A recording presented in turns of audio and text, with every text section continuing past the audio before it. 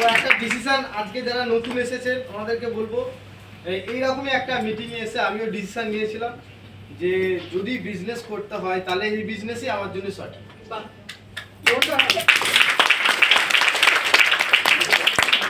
কারণটা কি না, আমি এই বিজনেসটা করেছিলাম, আমার কোনো ক্যাপিটাল লাগবে, বড় এক্সপিরিয়েন্স নেই যেটা এখান থেকে করা যায়।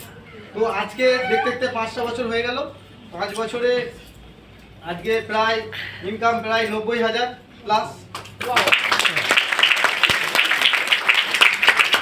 একটা 12 লাখ টাকা গাড়ি নিয়েছি, টয়োটা গ্ল্যান্জার, ফরেন ট্যুর হয়ে গেছে, প্লাস বাড়ি বানানো চলছে।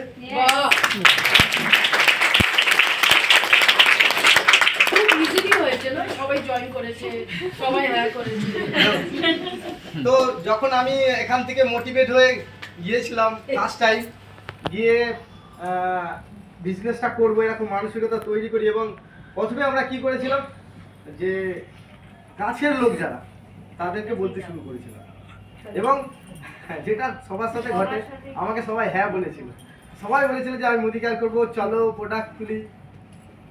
দেখুন প্রত্যেকটা মানুষ ধরে ধরে না বলেছিল, আর প্রত্যেকটা মানুষ বলেছিল যে আমার দ্বারাই সম্ভব নয়, এটা করা সম্ভব নয়, এটা কলকাতায় যারা করে তাদেরই সম্ভব, যেখান থেকে মাইন্ড সেট আপ করে এসেছো ওখানে ওদেরই, তোমার দ্বারা হবে না, আমার গ্রামে কেউ ছিলও না সাকসেস। তো সে জায়গায় দাঁড়িয়ে একটাই মেসেজ যে দুনিয়া আপনাকে সব সময় বলবে যে আপনার দ্বারা হবে না, আপনার দ্বারা সম্ভব নয়, আপনি পারবেন না, আপনাকে ওই 10,000 15,000 টাকার মধ্যে বেঁধে রাখতে চাইবে।